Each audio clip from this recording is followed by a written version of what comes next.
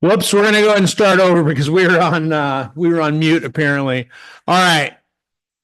We're gonna go ahead and call the meeting to order. This is a special meeting of the Seldovia City Council, Monday, December 16th, 2024. Time is 6:05 p.m. We'll go ahead and do roll call. Keithley? Here. Barber? Here. Rojas? Here. Kennedy? Here. And Peyton? Here. Okay, we have a quorum with 5 members present and 1 absent, and we'll go ahead and note that's Councilmember Langbart. That was prearranged. If you'll join me in the Pledge of Allegiance, please. I pledge allegiance to the flag of the United States of America and to the republic for which it stands, one nation, under God, indivisible, with liberty and justice for all.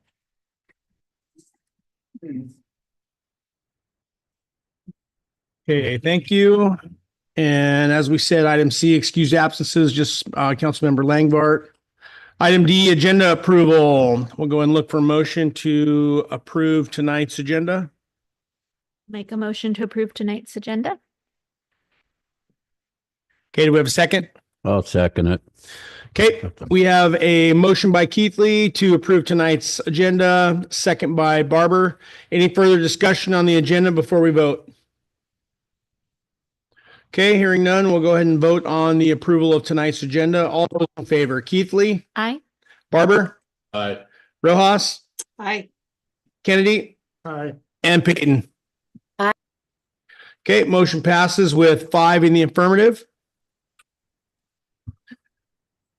Okay, item E, consent agenda. All items under the consent agenda are approved with a single motion, no discussion, and 1 vote. A council member may request to remove any item for discussion and a separate vote. Items removed from the consent agenda will be placed under new business. We have a fairly large consent agenda tonight. First item is approval of the minutes from the regular meeting, November 25th, 2024.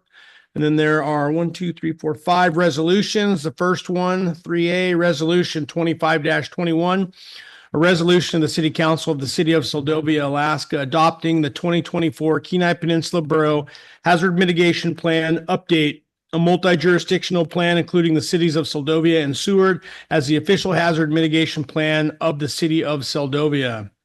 Item 3B, Resolution 25-22, a resolution of the City Council of the City of Seldovia establishing the 2025 regular meeting schedule for the Seldovia City Council and the Seldovia Planning Commission. Item 3C, Resolution 25-23, a resolution of the City Council of the City of Seldovia supporting full fundings of $5,740,408 for the State of Alaska Municipal Harbor Facility Grant Program in the FY 2026 state capital budget. Item 3D, Resolution 25-24, a resolution of the City Council of the City of Seldovia, Alaska, supporting raising the maximum available Alaska Department of Transportation Harbor Facility Grant to $7.5 million for eligible projects on an annual basis. And the final resolution is item 3E, Resolution 25-25, a resolution of the City Council of the City of Seldovia adopting an alternative allocation method for the FY 25 Shared Fisheries Business Tax Program and certifying that this allocation method fairly represents the distribution of significant effects of fisheries business activity in FMA 14, which is Cook Inlet. All right, that's our consent agenda this evening. Does any member wish to remove any of these items to address individually? Okay, hearing none, we will go ahead and look for a motion to approve tonight's consent agenda. Mr. Mayor, I'll make a motion to approve tonight's consent agenda. Okay, second. I'll second. Okay, we have a motion by Member Rojas to approve tonight's consent agenda as written with a second by Keithley. Any further discussion before we vote on tonight's consent agenda? Okay, hearing none, we'll go ahead and vote on the approval of tonight's consent agenda. All those in favor, Keithley, Aye. Barber, Rojas, Aye. Kennedy, Aye. And Peyton. Aye. Okay, motion passes with 5 in the affirmative and 1 absent. That is your consent agenda. All right, that's the longest one we've had of those in a long time. Yeah. All right. Item F, mayoral proclamations. We have none tonight. Item G, public presentation, prior notice. I don't see anybody on here. Liz, that's still the case? That's still the case, Mr. Mayor. Okay. Item H, public presentation for items not on the agenda. Do we have anyone signed up or anyone in the audience that wishes to speak? Okay, hold on one moment. All right. We do have one member from the public that wishes to speak, and we'll get him the mic. Perfect. Well, hi, Paul Seco, resident of Seldovia now for like 16, 17 months, something like that. And I work at Kasitzna Bay Lab as a research marine biologist there. I'm stationed on this side. We have other staff on the other side. About a year ago, I came here to council and I said, hey, I'm new in town and, I'm looking for ways for the lab to get involved in town. I really want to try to integrate the lab into town and other communities on the south side of the bay as much as possible. And on tonight's agenda, you will see an item that kind of was developed with the lab and the tribe and some input from the city as well. So consider that. But basically the main thing is that the lab has, in the last 20 years, not been particularly involved in city affairs, supporting the city, involved in education and things, much more involved in activities on the other side and further up the peninsula. But it would be great if you guys considered us part of the community and relied on us, brought things to us. We want to support you. We have new leadership in our lab. Reed Brewer, who was the head of the Kachemak Bay campus over there. He's also very adamant that we should be supporting communities and science and education and outreach and things like that. So that's basically what I wanted to say. I'm happy to be here. My family's happy to be here. We bought a house in the last year.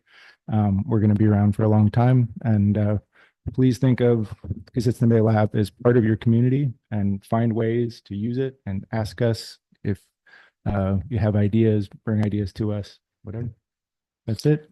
Thanks, Paul. Yeah, sometimes we do need little reminders. You guys are way out there at the end of the road, so appreciate you. Yeah, certainly, reaching out and advocating for, with the resources that you guys have out there and your willingness to help in partnership with the local community here. So,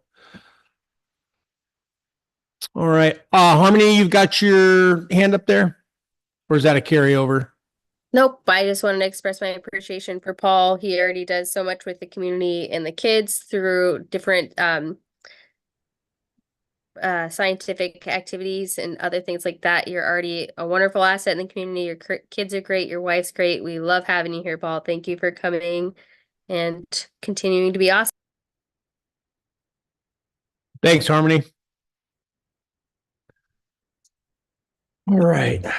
Anyone else, Liz?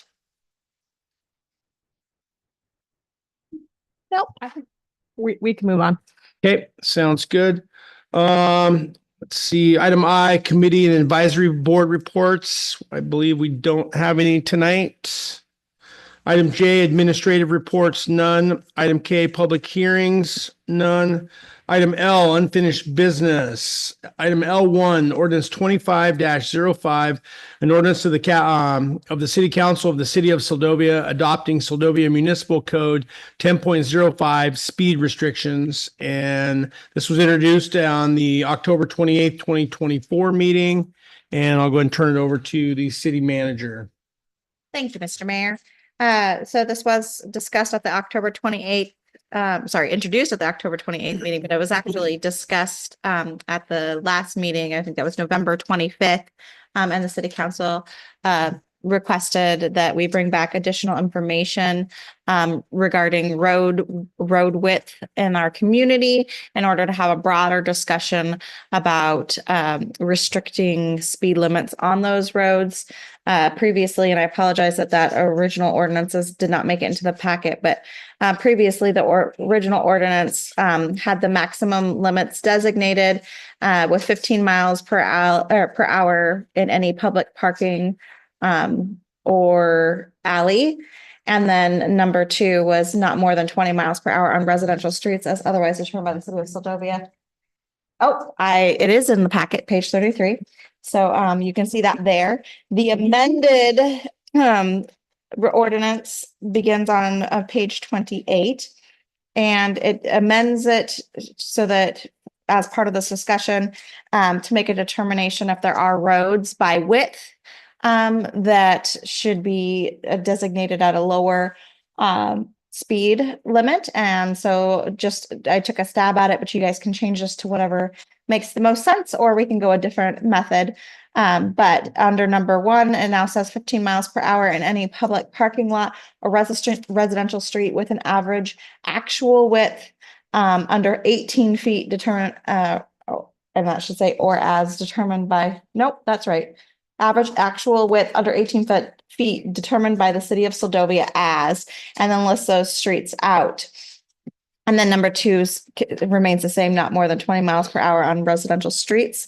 I just picked 18 as a recommendation because if you turn to page 31, you can see, and some of this data we already had. I would like to also point out on this table that number 27 and 29 should not say no vehicle access, but limited access. And that's that Water Street and Bay Street that's on the western side of the community, more towards the bay, like in front of Walton Sachiko's and the new development there. So not a great place for thorough traffic. However, there is some area that's available for limited access. So I can update that to it to state limited access instead of no vehicles. But I wanted to just kind of point out these roadways color coded.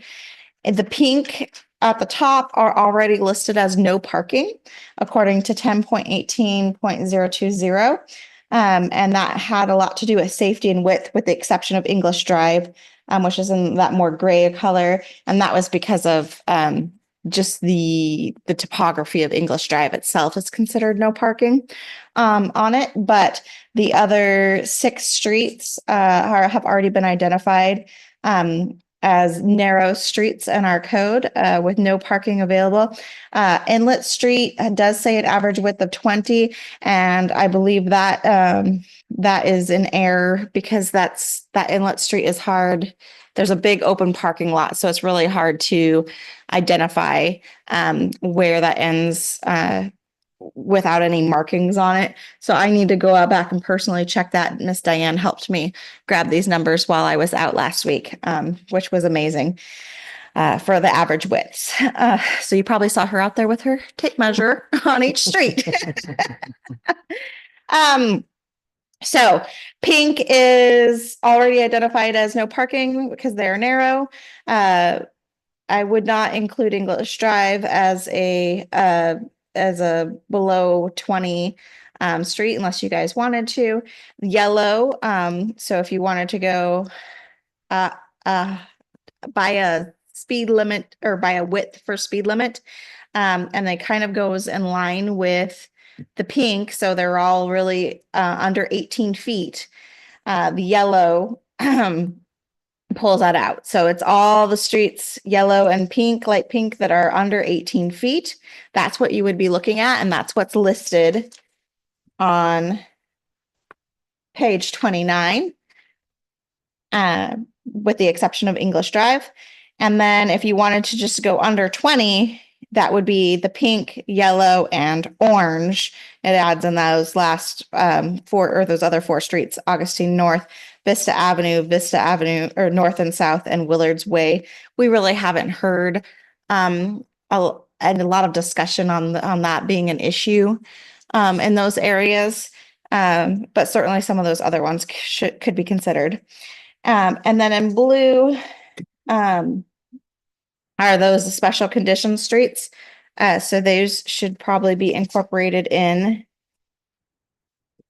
And they are not at this time. So if you wanted to pass ordinance 2520 or 25.5, we would want to incorporate those into it. And that's the Bay Street and Water Street.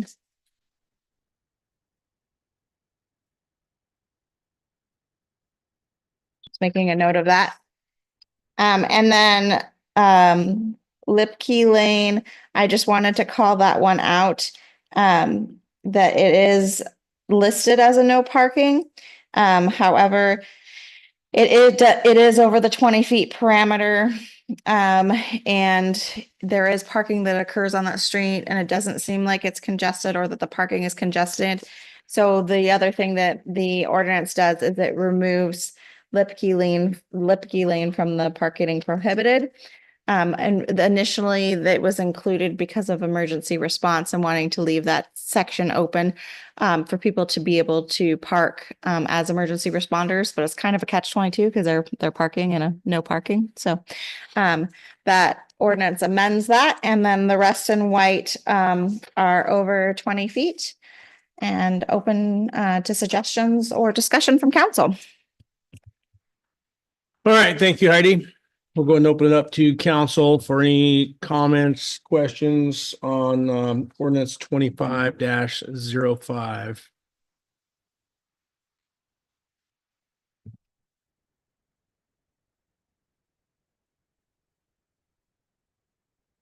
Yeah, this seems simple, but it's not really simple when you start throwing all the street names out there and I mean, honestly, 2 feet, I think it's a little bit of semantics. I think it's overall, it's what we want to do. The super narrow ones, I get it. I mean, those need to be additionally 15 miles or underneath. I think for me, it's just more of the general zone classification, with residential areas, alleys, that type of thing. And it's important that we set those limits low.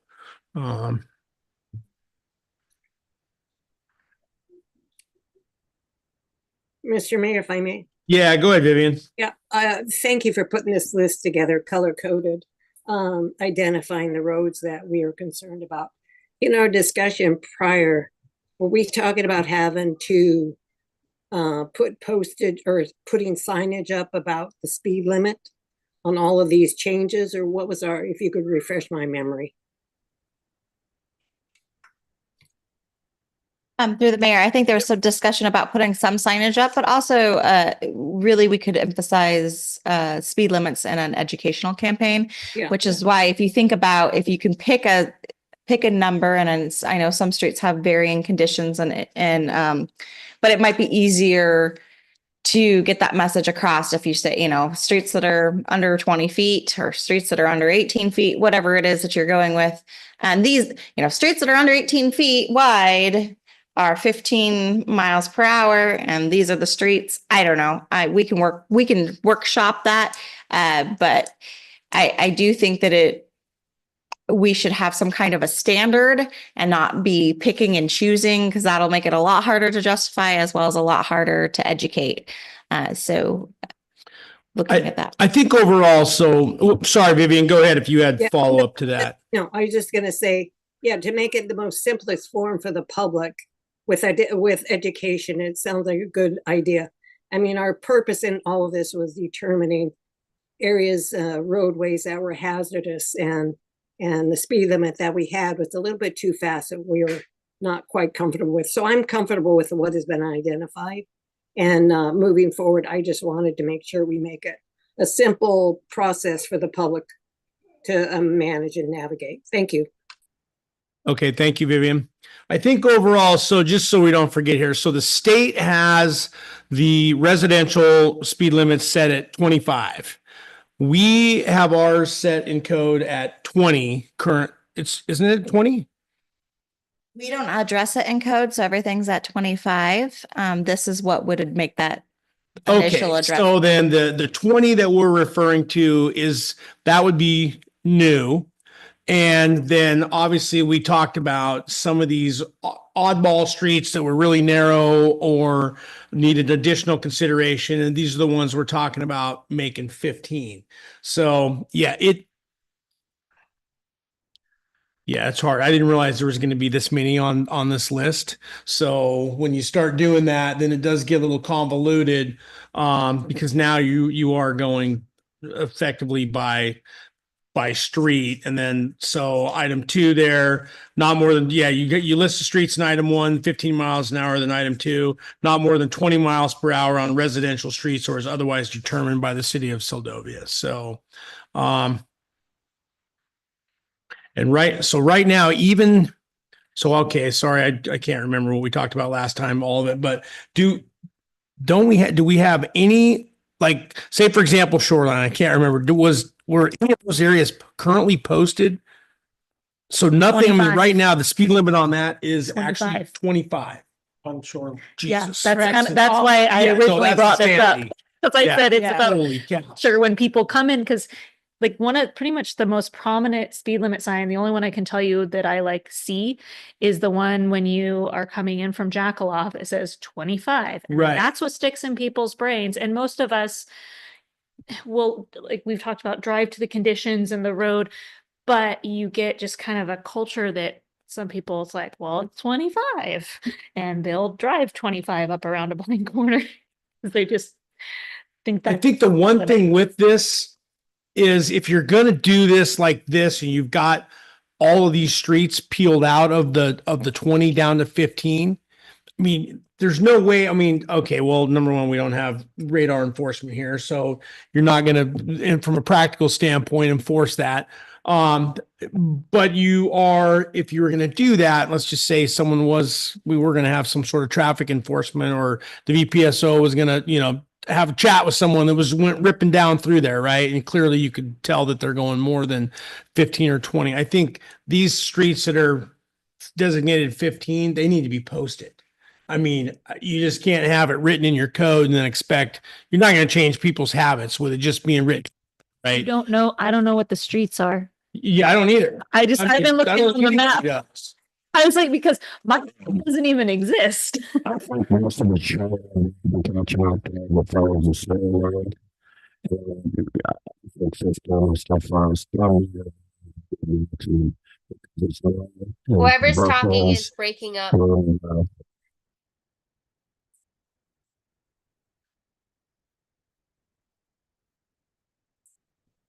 Okay, there it is. Yeah.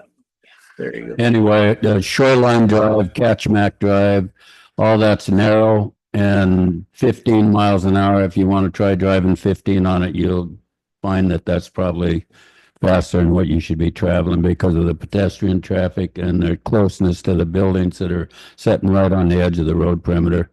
I think that ought to be 10 max, and most people probably don't, but if you set a speed limit at 15 and then they think they can, I mean, I don't think it's in the public's best interest to have that high speed limit on those two streets.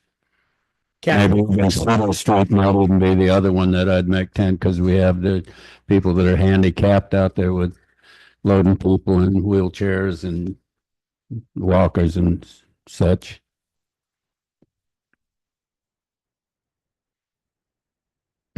Catchmack, Cedar, and Shoreline.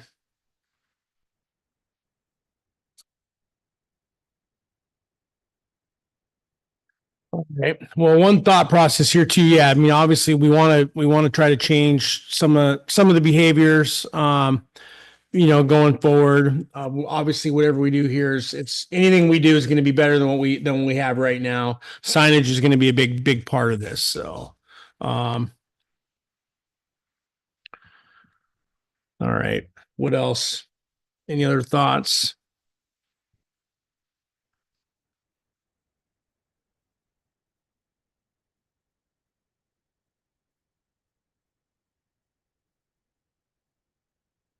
Anyone from the public that wishes to speak? And I see we've got Jerry's hand up there.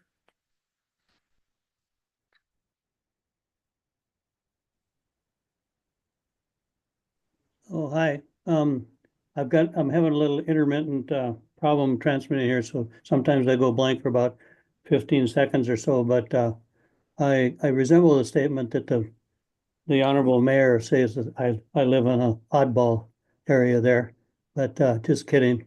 And anyway, oddball street down in, I just wanted to be clear that it says in this, and I talked to Heidi about it earlier, but it says no vehicle traffic on Bay Street and Water Street, and I think that's clear that that's not what we wanted as the group that lives on that. So anyway, I just wanted to make that clear. And as far as enforcement, we have in this community where I live down here, our patrol people do report or observe and report, and they do carry radar guns. They have to identify the license plate, which says, and it's not a very expensive item either. And I think if the village patrol is gonna be able to do that, I think that's an asset. 10 is like crawling. I think 15 is you start there, and if it's a problem, take it down. But the other thing is just look at, didn't that last hour that you just had before this, didn't that say something about how many accidents we've had here in this town? And it's incredibly low, so I understand, we have streets with no sidewalks, and that's probably the pedestrian problem. It's not a problem, it's what makes Seldovia kind of in a way. So, but people line up side by side, and the 3 hours of now that the tourists are in town, we just tolerate it, we just get by with it. So I,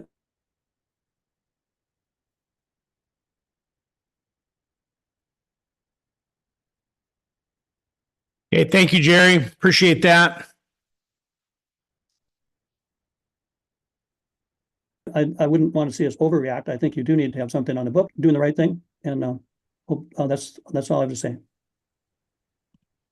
We may have lost him there he may have blanked out there for just a minute. So, Yeah, I think I'm done there. Yeah, that's okay. Thanks, Jerry. Yeah. So real quick with going back to, okay, Bay Street and Water Street. Where are those two exactly? So the ones listed in the document as no vehicles are Bay Street West and Water Street. And those are the ones that are, if you're going down the boardwalk from the pavilion, they're on the right.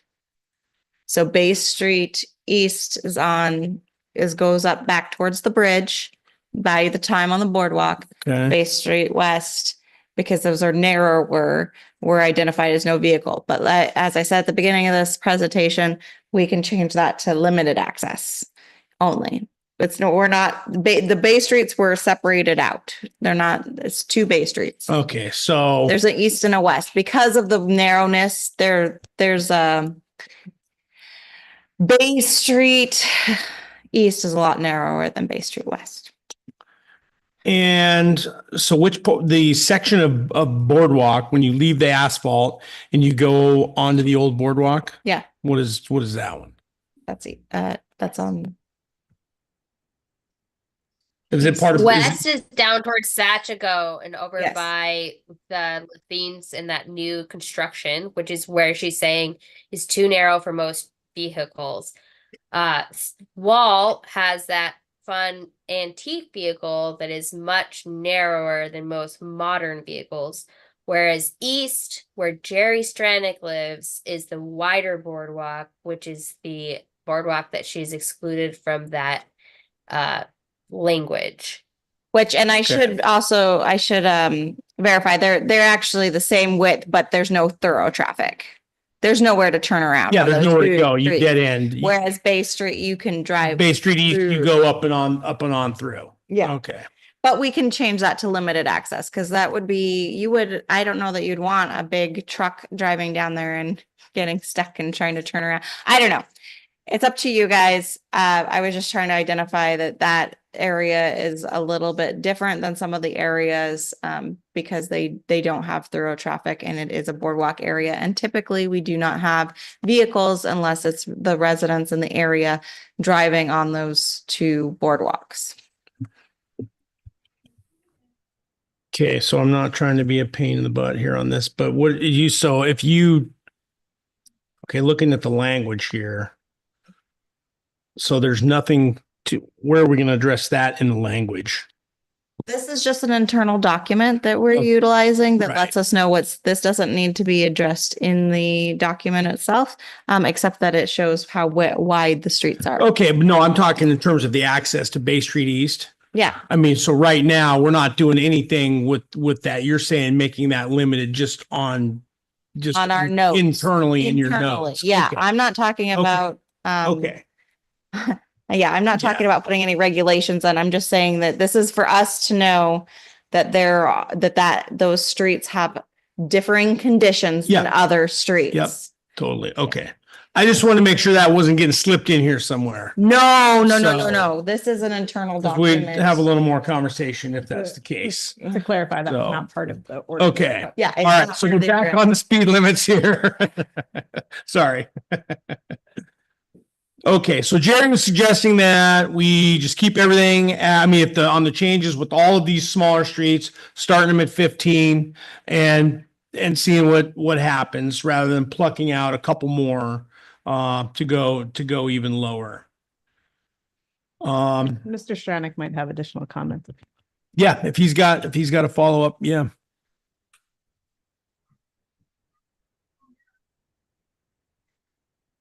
Do you have some more you wanted to add, Jerry? Yeah, so the Water Street there goes to the Euclid's property and to Walt's property. It really doesn't affect the Lathine's property because they don't bridge over to that. So, and I know that Euclid's property would want, he has a side-by-side, and he would want to be able to, because he had to build access to his property from Water Street just to get there, just like I'd had to do. Ours is actually an 18-foot street. But only 10 feet of it is boardwalk. I had to build the eight feet of to get to my property. So just like everybody else on the waterfront did. So that's, I think it's in the right interest, what Heidi said.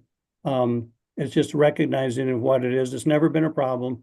Nobody drives down there to those places, but they shouldn't be denied access. Walt has to have access to his garage for his vehicles. And I think that Euclid should be understood that they have the same right to access their property with a small vehicle. Yeah, agreed. Yeah, we definitely don't want to rock the boat on any of that, and I think that's fine. So, so are we generally okay with the list of, we pretty much have identified all of these smaller streets on here that do have, and all, Catchmack, Cedar, and Shoreline for sure on here. And then we've got a number of other ones that are under this. So we can go, we can leave. I'm fine, I guess, with leaving the 18 feet. It's kind of an oddball number. We can try this, certainly. There's not going to be any, big repercussions for this or anything, but this would give us the ability then to go in and at least start getting signage ordered and signing these streets. And I'm not fully expecting that you're going to go out and order for every single street, because I know we have budget constraints, right? So we'll just deal with it like we have been doing. We'll keep chipping away at them and, upgrading all of our signage. So.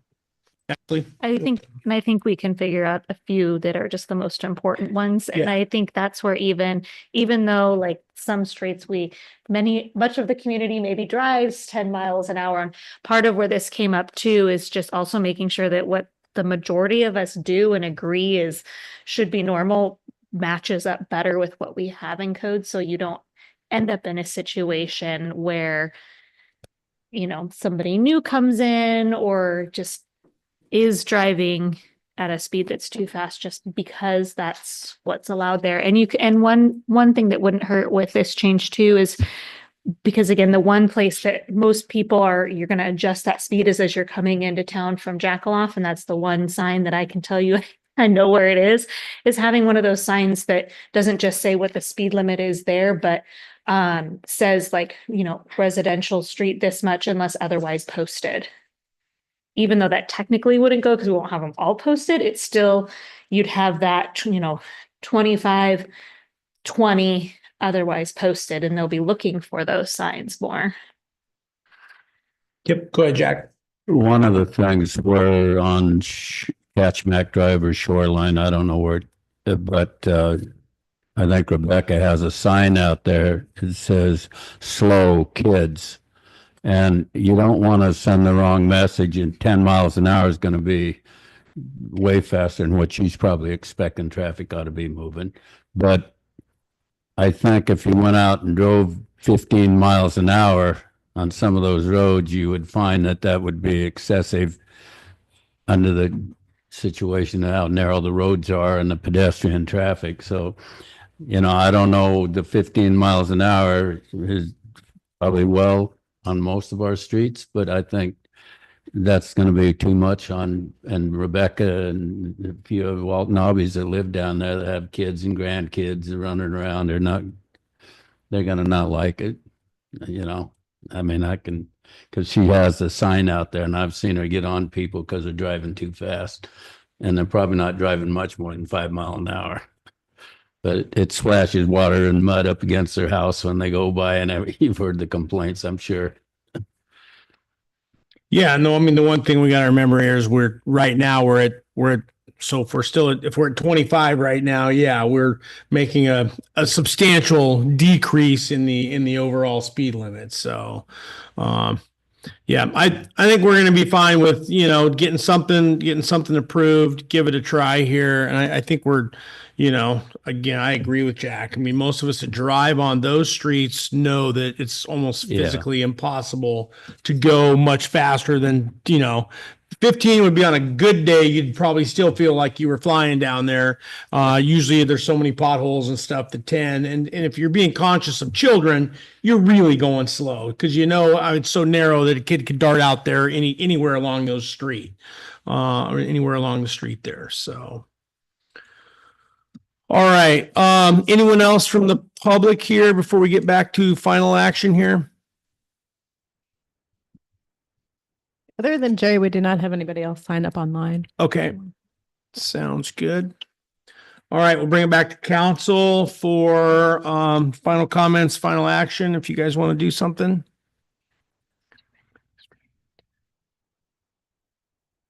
Okay. Hold on.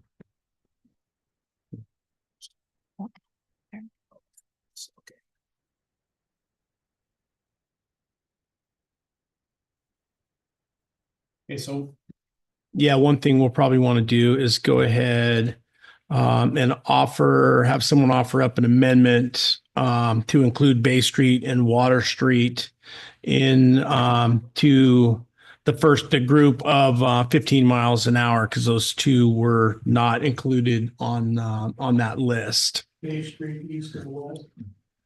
Yeah, you could just say Bay Street and Water Street. Yeah, Bay Street and Water Street. But you'll probably want to do the motion for the ordinance as amended first, and then add. So the point of order would be to do the motion to adopt the ordinance 2525. Yep. Or 2525 as amended, and then to do the amendment. Mr. Mayor, I'll make a motion for approving ordinance 25-05.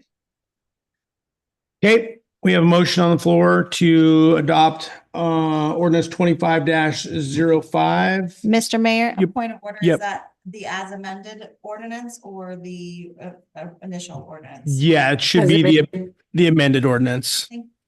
Thank you, Mr. Mayor. And do we have a second? Okay, so we have a motion to approve ordinance 25-05 as amended by Rojas, second by Keith Lee. Do we have any further discussion on this before we vote? And this is where we would need to go ahead and offer up an amendment to get our other two streets included. I would like to make an amendment to the adopted ordinance 25-05 to include Bay Street and Water Street. Street into the 15 mile an hour. Okay, and do we have a second? Second, I'll second. Okay, we have a motion by Keithley to add Bay Street and Water Street into item one, the group that falls within the 15 miles an hour, and second by Rojas. Any further discussion on the amendment before we vote? Just one question for Yep. clarification. So you're talking about streets 1 through 6 on the list and then 27 through 29, correct? No, No, are you looking at the table, John? yeah, 31. Yeah, no, this will be back in the language. On Okay, page 29. Yeah, on 29, A through U. okay. Be A through U, and then we'll have the addition of I Bay gotcha. Street and Water I Street. gotcha. Okay. Okay. Okay, any more discussion on the amendment before we vote? Okay, we'll go ahead and vote on the amendment. All those in favor, Keithley, Aye. Barber, Aye. Rojas, aye. Kennedy, Aye. Peyton. Aye. Okay, amendment passes with 5 in the affirmative and 1 absent. That'll take us back to the main motion as amended. And we'll go ahead and look okay, we already had the motion to approve. So is there any further discussion on the main motion as amended before we vote? Okay, we'll go ahead and vote on the ordinance 25-05 as amended. All those in favor, Keithley, Barber, Aye. Rojas, Aye. Kennedy, Aye. and Peyton. Aye. Okay, ordinance 25-05 as amended is passed with a vote of 5 in the affirmative and 1 absent.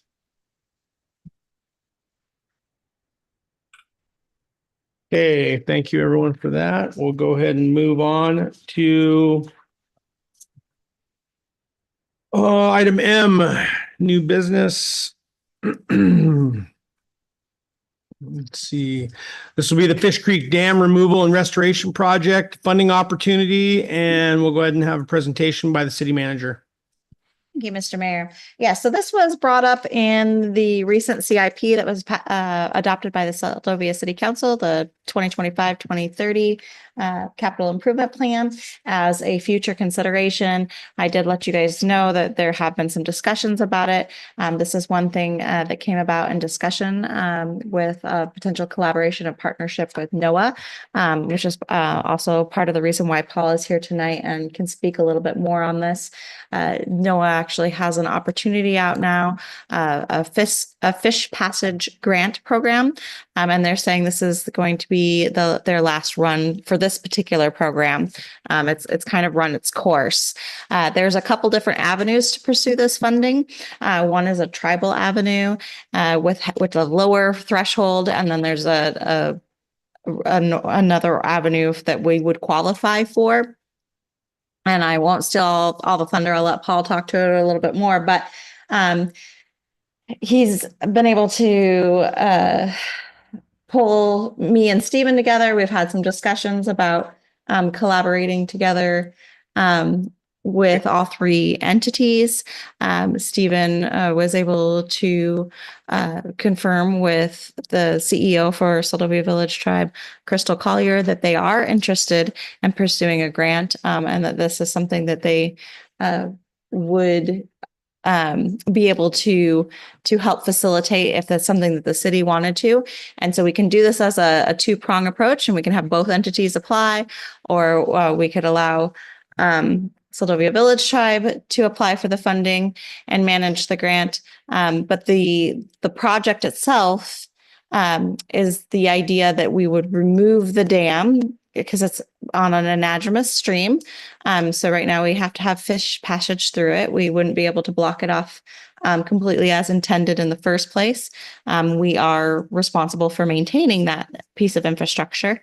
And so at some point in time, it will need maintenance if it stays in existence, as well as we would include in the grant the desire to identify either that source and implement a filtration system to be able to utilize it as a secondary water source, or another area. Or, and speaking with Paul and Stephen, I mentioned that perhaps we even just need to look at what the need is for a secondary water source. Is that still a need? We talked about in 2003.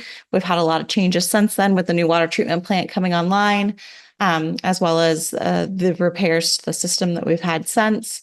So I personally would be curious to see if that's still something that's needed, or if there's another source that we could identify to take that place. So there's a great proposal in here, initial proposal that Paul helped write. And he's here. If you guys want to hear from him, he can give you a lot more information, but this would be a great way for us to be able to work together. Great. Thank you, Heidi. Paul, did you want to give a little brief overview from your point of view? That'd be fantastic.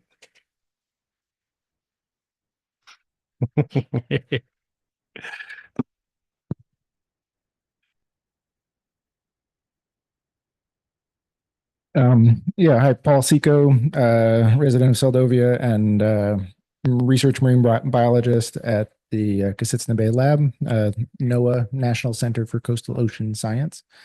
I also wanted to bring to your attention that we have online, we have Mary Kate Swinarton from Trout Unlimited and Kyle Graham from U.S. Fish and Wildlife Service, both from Kenai, Seldovia area, or Kenai, Soldotna area.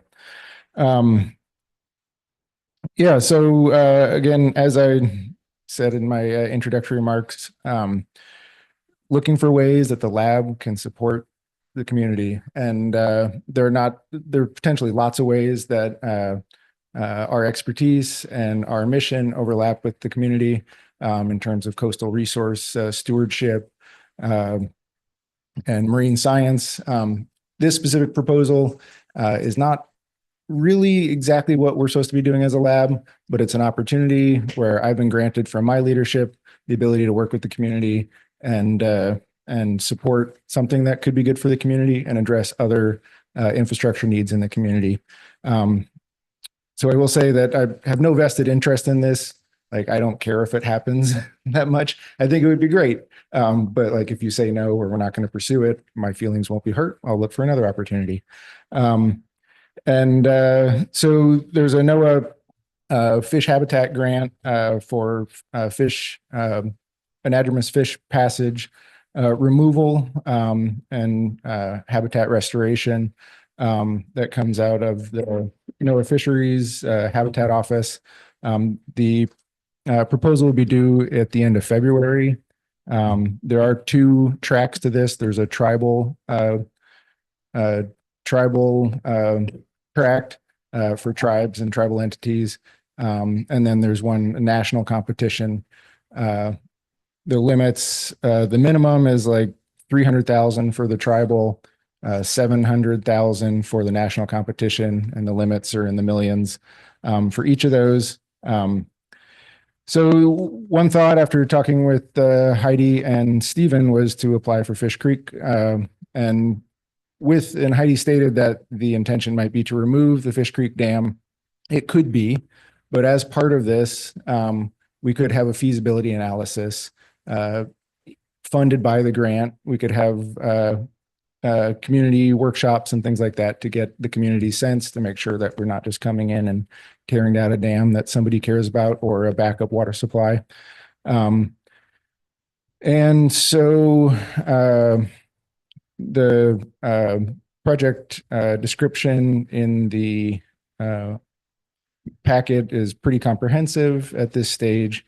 And it would be something, if we did apply for a grant, it'd be something like phase 0 is for the next 2 months. We write a grant that has council input and tribal input. Phase 1 would be 6 months of community engagement and visioning.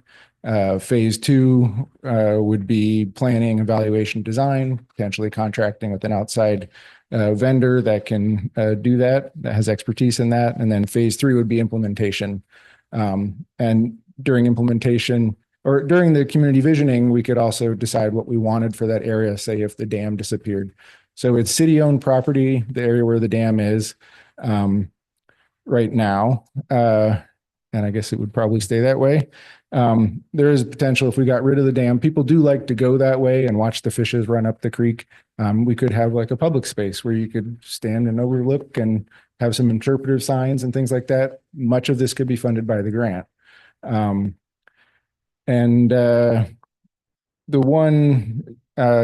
So it's a relatively substantial undertaking in the next couple months to put a proposal together, get budgets that everyone agrees with, and to get a plan that everyone agrees with. We have pulled in Mary Kate Swinarton from Trout Unlimited, and Kyle Graham from U.S. Fish and Wildlife Service. They're happy to help as well. I'm happy to donate my time.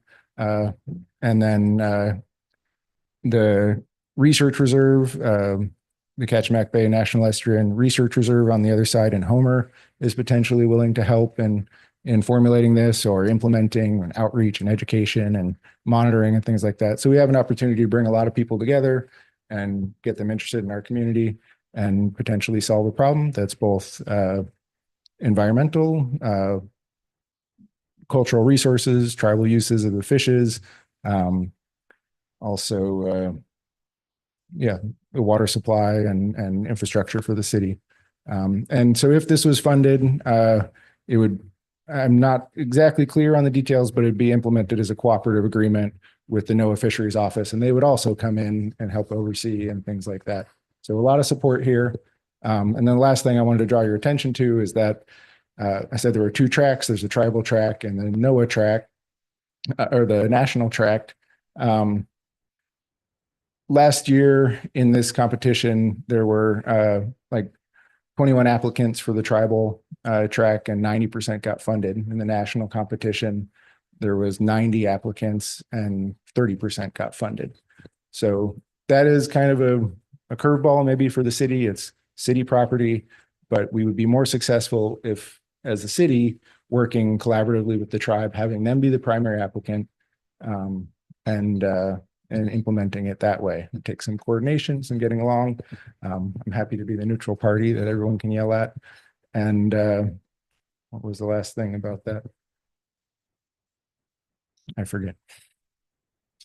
I'm happy to answer questions, as are Mary Kate and Kyle, if you have any questions for their expertise. And if I could throw on maybe the last part you were going to say, but maybe not, was that if the project did go the tribal track, there is opportunity then for the tribe to broaden the project and do some more areas outside of Fish Creek, as well as build capacity. So it's kind of a really neat opportunity. Nice. All right. I have just a question that comes to mind. So right now, primarily, we just have, to my knowledge, pinks. Just pinks are the only thing that go. Maybe a few chums, but it's most likely pinks that just go up there. Mostly dogs. Yeah. Yep. Pinks and dogs. Yeah, Stephen could perhaps talk to that. I'm sorry if I'm talking out of turn, but Stephen could probably talk to that better than I could. He has seen some silvers up there as well.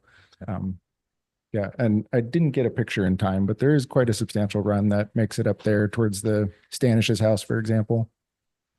Yeah, I guess my thoughts on that would be as to what opportunity, if we were to open this up, what other opportunities for fish, would we have more trout going up there? And I know that fish can go freely now, but if it's completely open, I'm just wondering what other opportunities going forward to, enhance different types of fisheries or more fisheries. So.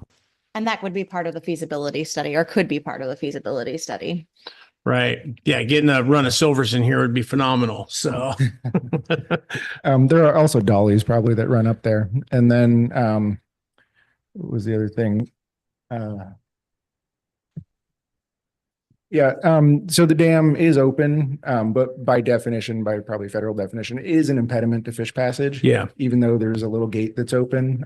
So that wouldn't match like the accepted fish passage qualifications. The idea here would be to remove the entire concrete structure, right? Is that what I'm getting? Well, that could be, I mean, that in the project proposal development over the next couple of months, we could decide that right at the outset.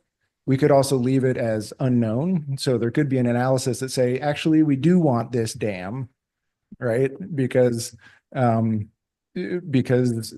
might need a secondary water supply or something like that. So I didn't want to go, I'm just a community member and I didn't want to go down that route saying Right. like, this is what's going to happen. I think that could be, it doesn't need to be predetermined. And speaking with the NOAA Fisheries Office, they also said that we could get funding for a likely outcome, but if that outcome didn't come to bear, we could have that money in the community for something else related to fish passage. So we can get money at the outset. We don't have to give it back or whatever if we fail to implement exactly what we said. Gotcha. Okay. Okay. Any other questions, comments for these guys? Just a comment. I walked up there when the fish are up there in the fall and I don't have any issues with the dam removal completely at all. The only question that I think needs to be answered is if we're required to have an alternate water source or not for me to make a decision. If it seems to be the trend in the country, to remove a lot of that stuff anyway. And if the money's available, I think we better get it. And, but I just, like I said, the biggest hitch for me would be the alternate water source. That's all I have. Thanks, Mr. Sean. Mayor. Yeah, go ahead, Vivian. Yeah. The issue of a secondary water supply for Seldovia has been a question for many, many years since we quit using Fish Creek. So I guess the question that the council does need to talk about is what are our criteria of what we're interested in taking care of? And is there any, I know in the information that was given in our packet, there was reference mentioned about potentially toxins of some sort, perhaps from the old dump, being released into that creek. And maybe Stephen would know if they've been doing any water tests that would determine that. And also my question is, who came up with this to begin with? Or was it something SVT came up with, proposed to the city, or who was the entity that came up with the idea of this to go around? Yeah, thanks, Vivian. Paul Seco, because it's the Bay Lab. I kind of workshopped some of this stuff with Heidi and Stephen a year ago when there were some opportunities. And then I guess I spearheaded it because I wanted to do something for the community as part of the lab. And this is where I found enough overlap to get approval from my leadership to move forward with something and support the community. Again, I'm not vested in it. Like, if it doesn't happen, okay. I won't feel bad, but let's find a way to take advantage of an opportunity and with outside support as well. Kyle Graham and Mary Kate Swinarton offered to fly over, pretty soon here and look at the dam and get some cost estimates for what it would take to remove it and things like that, all free of charge. This is both under their job description and help with outreach. Mary Kate at Trout Unlimited, which is an advocacy and outreach organization, they might even be willing to just run the whole thing if we want to do all the project management. I don't know if that's what would work in our community, but there's a lot of potential for support here. Okay, well, thank you very much. Question for another thing that came up. The idea of, I used to go up and watch you'd even have king salmon waiting to get up into Fish Creek at the end of the season in September. They'd still be hanging out. But it would be wonderful, actually, if this goes through, to actually have an observation area and educational piece right there. It'd be wonderful. But I think the city needs to determine, I can't remember, over the years we talked about secondary water supply. And so I think we need to look back on our records to see, as John Kennedy, our council member Kennedy, mentioned, what is the city's responsibility of a secondary water supply. But I think the concept, the idea has really promise. And thank you, Paul, for your intentions. Thank you, Mr. Mayor. Yeah, thank you, Vivian. Harmony, you've got your hand up. Sure. I can kind of speak to Vivian's question regarding the testing that's, no, you're echoing. Steven's listening in the kitchen. There hasn't been any testing in recent history. There was testing done.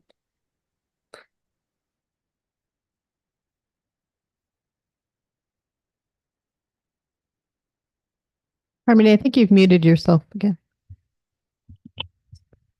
She might be hollering at kids. That's what my guess is. Yeah, sorry about that. I have a very opinionated 4-year-old tonight. I'm in favor of what Paul's brought to the table tonight. I think it's a pretty cool opportunity, even if I like the ambiguity that he's presented to us tonight. We don't have to like go forward saying that this is exactly what we're going to do and this is the hopeful outcome. I think it's a good opportunity to pursue something that might potentially give us more roads for funding opportunities later on, more studies for our community at large, for like the mayor requested different fish populations, potential healthier populations for what it currently exists there. I am curious about our water supply, but I think that if I understand the information correctly, part of the issue with that dam is that because it's an inanimate stream, we haven't been able to use it as a secondary water source because of permitting. Could be misunderstanding that though. If Heidi, if you could speak to that a little bit more.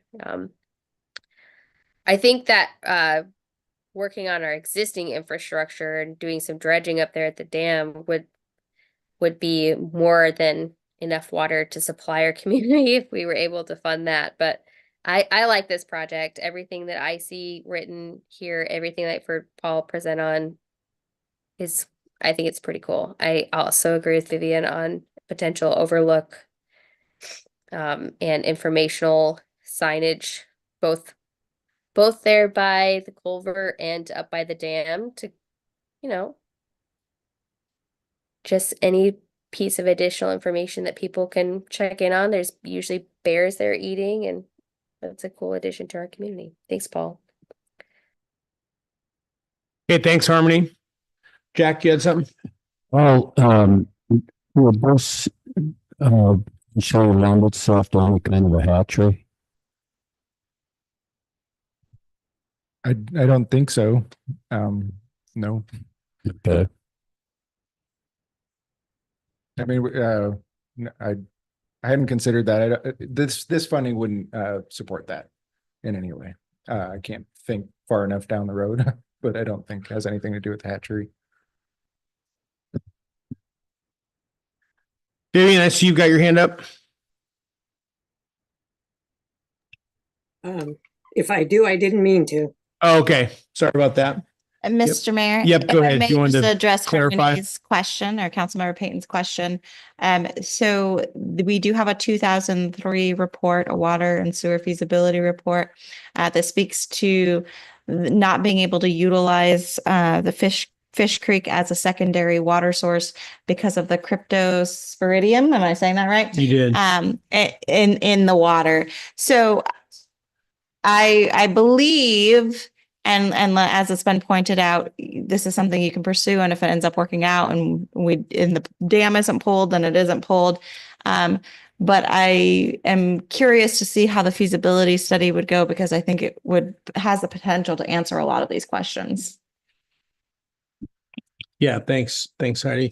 Yeah, I agree. So it's on page 54 where it says in the past, Fish Creek has been determined to contain Giardia and cryptosporidium and could conceivably be impacted by the landfill leachate, right? So yeah, obviously there would have to be a massive amount of testing in order for that to be considered as a secondary water source. For me, I mean, I think we have an amazing water source available to the community.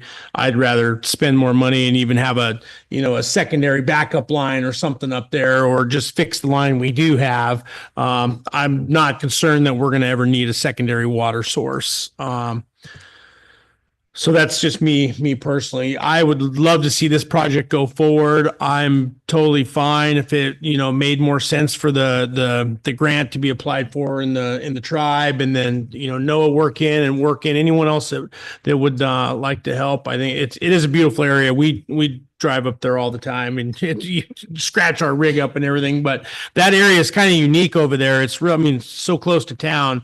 As we all know, the when you get back up in there and it flattens out, you can really, the bears they're crazy back in there.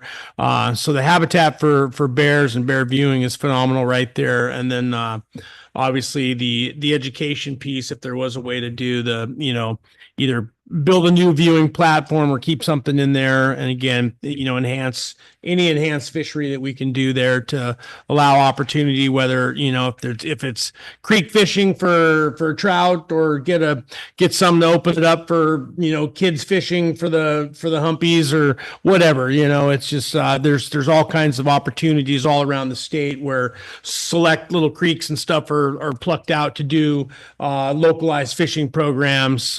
Working with the Board of Fish to get those implemented. So I think this would be a good thing for Seldovia. So I'm definitely in support.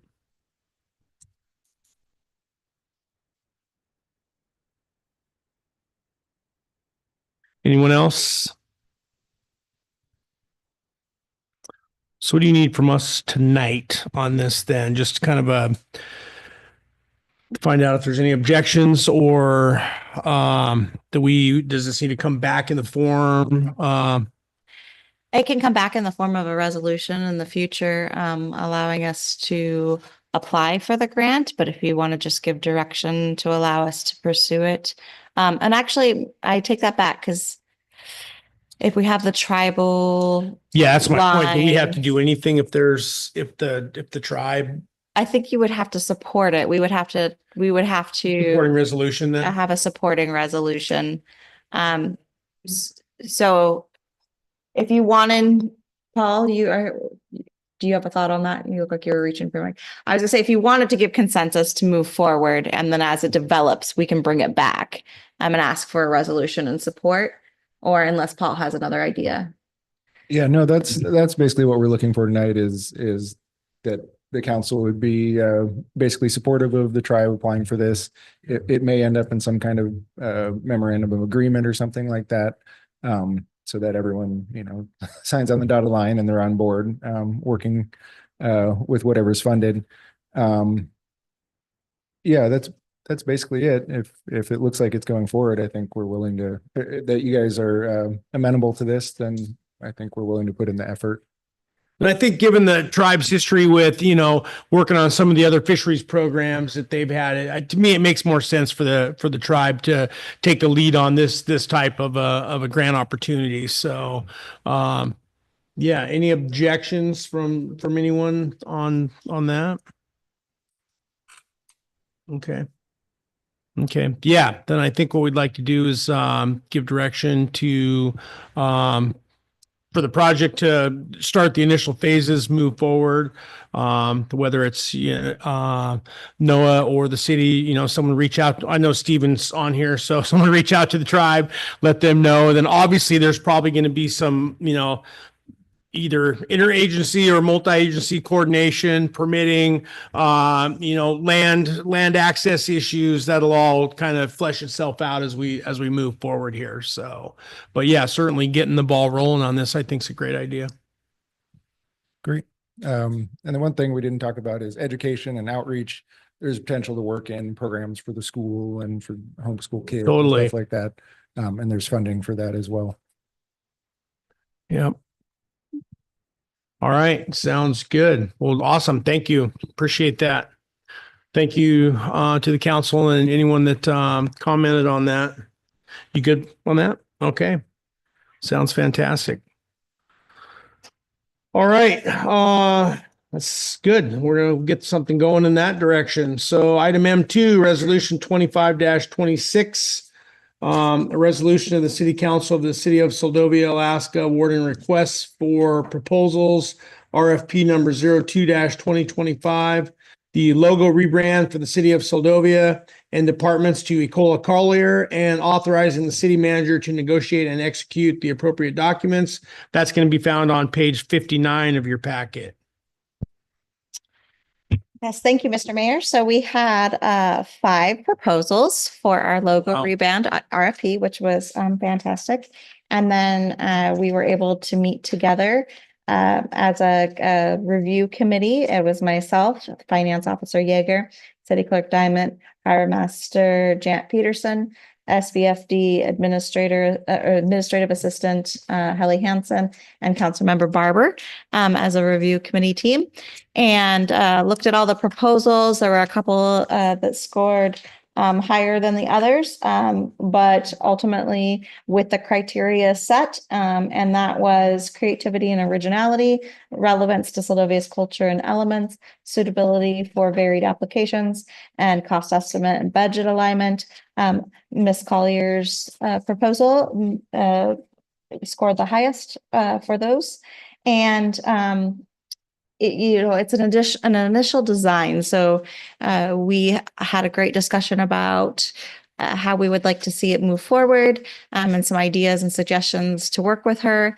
And certainly we'll continue to negotiate if approved here tonight, so that we can really design that logo to meet the city's needs, and as well as include council members as we can in those discussions, and make sure we're getting a lot of great input from council members and community, so that we have the best logo that we can have at this time. Sounds good. Thank you, Heidi.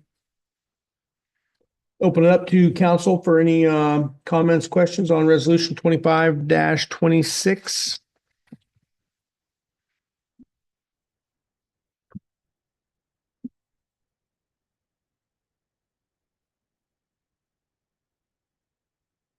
Okay, nothing from council. Anyone from the public that's signed up or wanting to comment on this? We have nobody signed up for this item, Mr. Mayor. Okay. All right, we'll go and bring it back to council for final action on resolution 25-26. I'll make a motion. We approve resolution 25-26. I'll second that. Okay, we have a motion by Councilmember Rojas to approve resolution 25-26 with a second by Councilmember Kennedy. Any further discussion on resolution 25-26 before we vote? Aye. Yep. Okay, we'll go ahead and vote on resolution 25-26. All those in favor, let's see here. Oh, sorry about that. Let's see here. Keithley, Aye. Barber, Aye. Rojas. Aye. Kennedy. Aye. And Peyton. Aye. Okay, motion passes with 5 in the affirmative and 1 absent. Last item on the agenda for business tonight is item M3, resolution 25-27, a resolution of the City Council of the City of Seldovia adopting council priorities for calendar year 2025. This will be found on page 62 of your packet, and we'll go ahead and let the city manager take it away. Yes, thank you, Mr. Mayor. So this is being done in short order. If you want to draw this out and have more discussion on it, please let us know. We can definitely schedule a work session, have a more in-depth discussion. I've mentioned it in a couple of city managers' reports that typically this is the time of year that we would do a council priority retreat. I know that council kind of set up the priorities last year so that they could move forward in perpetuity. But if you look at them, and I'll start by saying that on page 62 is the resolution. And I did include the designated state and federal capital project legislative priorities that council implemented with resolution 2519. But then if you look at page, let's see It's just here. at the bottom of that one, right? Hmm? Oh, go ahead. Sorry. Yeah, I mean, the three overarching categories Yeah. are there. Yes, the improving city finances, capital improvement plan and priorities and goals, and community development. But if you look at the actual 2024 Seldovia City Council priorities, you'll see that on page 66, and you guys do have listed under there some subcategories. And we've actually moved through some of those subcategories. So it would be great to get your guys' input on potentially removing some of the subcategories, adding on if there are additional subcategories, if they're changing. The other thing I was going to request, and I found that we had established a pattern earlier with council champions that we could work with the administration could work one-on-one with certain individual council members. And by removing the council champions, it made it a little more tricky last year. Council members were able to fill in where they were already filling in, but maybe just kind of reestablishing an overall, if there are individuals who want to work in certain areas because they have expertise or they have interest or time, just kind of laying that out there again for those categories. And then also, and speaking with Councilmember Keithley, I wanted to clarify and make sure that that's really clear that you're not dedicating yourself to this project and that it's a big overarching item that you have to take care of throughout the year. Really what we're looking for is liaisons from the council that can provide feedback quickly and efficiently to administration during the year on those individual priorities as needed or warranted or desired. So just another way for us to have a designated line of communication without having to poll the whole council and have a big meeting and being able to work just a little bit more efficiently. So on page 64, I just copied over the priorities from 2024.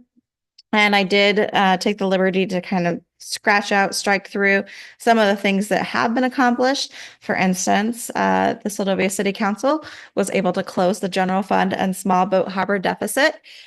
Yay, congratulations, you guys. I don't know if you have taken the moment to really realize how significant that is, but it's huge. You also established fund reserves in your last budget. Most of them are funded, but there are still a few who need that. So maybe funding the fund reserves. The fund reserves would be desirable. You also returned the kiosk funds, the $30,900 to the Seldovia Permanent Fund. So that's sitting in the AMLIP account for the SPF. And then I threw on there, just because of something that we've talked about in the most recent budget, is providing the funds for those assigned funds that are in the general fund. I know we're saying the same words over and over again. I don't know how to better explain it, but the capital improvement plan priorities listed are the same ones listed under 2024. So maybe those have changed. That's why I also included them in the resolution, just so you can see what you guys have designated as legislative priorities. That doesn't mean it has to be the same on both lists. And then community development is continued AMHS advocacy, continuing strengthening local and state partnerships and collaborations, the land use management plan, housing. Another item that keeps coming up that could be a potential community development project is updating the 2014 comprehensive plan. That's something that the Planning Commission has a desire to take on. And we've been having recent discussions with AML and other supporting partners.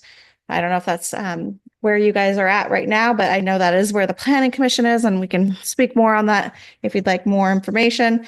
But just would really like your guys' feedback on what those sub priorities are under these categories. And then if there are individuals who really have a heart and desire to work with administration directly on them. Thank you, Heidi.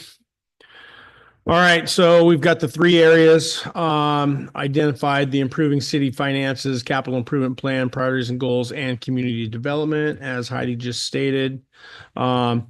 This is still fairly consistent. I know it's carryover. Obviously, the improving the city finances, we made the changes there.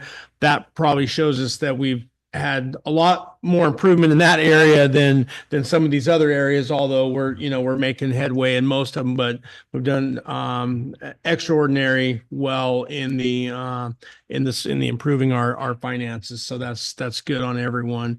And it's good when we do set our priorities and goals that the improving city finances is always obviously at the fairly close to the top of that list. So if we're financially healthy, then we're healthy all the way around, and we can do the things that we need to do as a community. So yeah, I think those are good changes on that. I mean, I know some of these are a little more broad on the community development piece. I know the AMHS, the test-meter replacement, they got a big bump here and some additional, monies on that. That project's got to be getting close. Hopefully we're going to get some news here at some point here that thing is, going to be started under construction, and we're going to have some, we're going to have a date on when we're going to see it. So I'm a little optimistic sooner rather than later that's going to happen, because it has to happen, obviously. So the other ones are pretty straightforward that we've talked about. Our capital improvement plan, priorities and goals. We pretty much do have a path forward on pretty much every one of these. Probably I know the broadband access, there's multiple proposals out there and things in the works on that. But in terms of the fuel retail and distribution, the raw water transmission line, our water and infrastructure projects, we've got a multitude of grants and planning going on those. And of course, we're getting ready to start construction here after permitting on the Jackalope Bay dock. So lots of good things happening here. And yeah, can't afford to take the pressure off. We just got to keep moving and pursuing opportunities as they arrive. So, but I'm open if anything you guys want to talk about or add or delete or whatever. Go ahead, Ashley.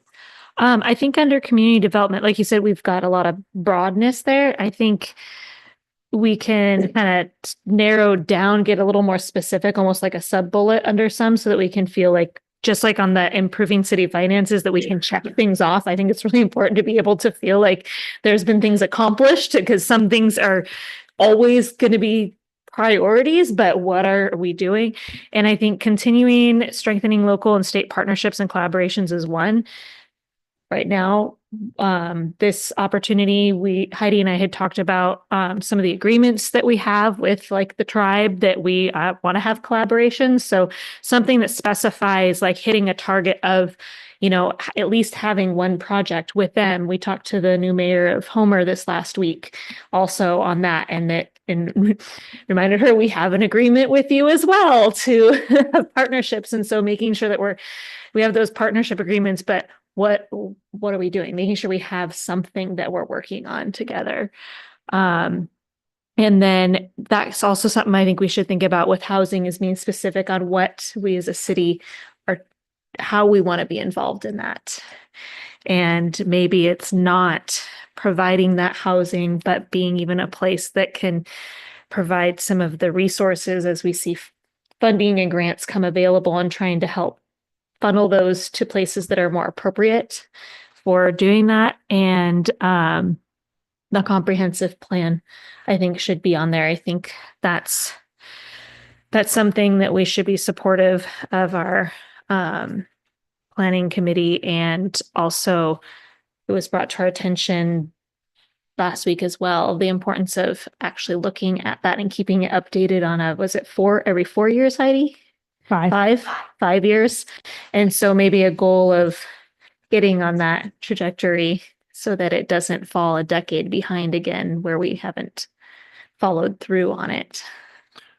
So I have a follow-up. Thank you, Ashley, for those. So real quick before I forget, that's like on housing, would you want like a sub-bullet that talks about identify the city's responsibilities, or the city's that could even be our involvement? priority, because Right. we've said we want to identify what gap or what areas the city needs to be involved in on. Yeah. Okay. No, I think that's a good idea. I'm a little mixed on the on our comprehensive plan. I understand the need to keep that relevant. I just wonder if, yeah, because obviously it's bitten us here on a number of things as we go through that, when we follow out, when we figure out that we're not following it. But I mean, it's expensive to do an entire, and I don't know if we need an entire revamp of that, or do we just need to revisit and basically do an amendment to it every 5 years and talk through it. I mean, I think if we did something like that, seems to make more sense. And then we're, like you say, we know then that we're either not following it, or it was something that was, maybe should have never been in there. But go ahead if you got some thoughts. Oh, sure. Thank you, Mr. Mayor. So I had a lot of excellent resources provided over the last week regarding comprehensive plans and a few discussions. It was fascinating to learn how other communities utilize their comprehensive plans, and that there is a way to make it more functional for us. For instance, we can have that overarching comprehensive plan like we have now. And then really, and if you look at the Alaska Planning Commission handbook, which I wish I would have brought with me at this point in time, it does talk about the other plans that should be included in that comprehensive plan. For instance, our CIP, the lump, we're working with AML to implement a climate action and resiliency plan that would be included. And so those are the plans that you're updating annually and you're working through, and they lead back into the comprehensive plan. The handbook also states, and this was really poignant to me, that if you are having to do a lot of rezoning changes, or there are a lot of updates that are needed, that you should be doing a full review of the plan. And we might just be there, but I know that it can be expensive, and I know we've talked about it as a capital project because of the expense. There are some opportunities through AML right now that they're looking at partnering with cities and helping provide some planning at minimal cost. And there is a desire for the with the Planning Commission to do some of this update internally. So my initial thought was, in speaking with Randy and her desire as a Planning Commission chair, is that even if it's just an initial overview, and we do like a disposition table that shows all of the action items in it and where we're at, have we completed them? Do we have things ongoing? Do they still need work? As well as being able to draw out something that the Seldovia Planning Commission noticed in their review 2 years ago, was that there were a lot of really big, lofty ideas that the city might not necessarily have the capability or even the jurisdiction to take care of. So even being able, like we do in our comprehensive plan, or not comprehensive, sorry, our CIP, call those out and say, these are collaborative projects that we would like to work on in the future. And then, so not necessarily updating the whole plan, but implementing a table, implementing an annual message saying where we're at and how we're working with it. And then if there are some major edits, potentially this rezoning application could help or could warrant an adjustment in the comprehensive plan regarding whichever way it goes, and maybe relooking at that and just taking on pieces throughout the years. Not necessarily, I guess what I'm trying to say is we're working on a strategy to not do a full rewrite, but to make the plan useful and to incorporate some of our other plans so that the document really works for us. Yeah, I think one thing we realize is, a little bit of the nastiness came out here during this rezone process down the street here. And we've got to all remember, everyone, half the people, I don't say this to be derogatory, but there's a lot of people that got amnesia about this thing. And this was obviously a very, well thought out plan at the time. There was a lot of community members there. Obviously the city administration was different, but this is what they all talked about, and this is what they wanted, right? We may not agree with that today, but that's what they saw back then, as the need for our community to grow and change, right? Now we all realize things change, and we cannot be afraid to change with the times. If we are, we're going to be a bunch of dinosaurs and we're going to end up dead. Simple as that, right? That is just as simple as it can be. So if we don't change with the times, our community will end up dying. Yeah, 5 years, Heidi, is probably even a little too, I mean, every 2 or 3 years probably is even a little more with a report card probably annually or something. But I mean, you blink I mean, it's only been 10 years since our last comprehensive plan, and we're all acting like it's completely, useless and throw it out. Well, 10 years was like yesterday. I mean, I moved here 11 years ago, and that seems like yesterday to me, So, yeah, but I think that I agree. This having a I mean, people come and go too, right? People change, ideas change, opportunities change. So having an opportunity to revet that, re-talk about it, find out what's relevant, what we're doing good, what we're not doing. I think that's a great way. And that should involve a lot more community input, and hopefully avoid some of the issues that we have and some of the bad blood or ill will, when it comes to talking about that thing. So I think it's kind of referring to it more of a living document, yeah, because that's exactly what Heidi and I talked about. It's like none of us were like really part of that at that point, or if we were, we've seen that change. And so it's a lot easier to have that change when it's constant and we're constantly talking about it. It's not as scary because it's evolution and not just a change. yeah, no, agreed. Miss So yeah, Mayor. somewhere on here then. Oh, go ahead, Vivian. Oh, I was just gonna say, yeah, I was living and breathing during this last comprehensive plan. I think the comprehensive plan is a great document. It gets put on the shelf and it collects dust. And so I think I'm not in favor of the city of Seldovia putting out more money for a new comprehensive plan. I think utilizing, as was said just this evening, utilizing what's in it, analyzing what is workable and what is in the future and what is applicable now would be a good educational process to go through and seeing what's in there and what's applicable for us now. Yeah, that's it. Thanks. Yeah, thanks, Vivian. Yeah, when Vivian mentions, just the educational piece of educating our public, right, and all of us as well, and then maybe having someone come in when we're in the throes of that, from the state or from AML to talk to us about that again, to make sure we're on the right track. But yeah, so I don't know if that falls under the probably under the community development, most likely. That's where we add that. And then, yeah, I think it's time to get that thing started, whether the initial review starts at planning.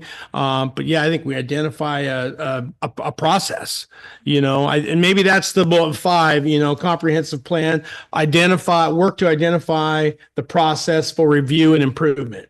Something as simple as that, right? And then we start working forward and coming up with that process, see what it's like, and how we do it. All right, Paul. Yeah.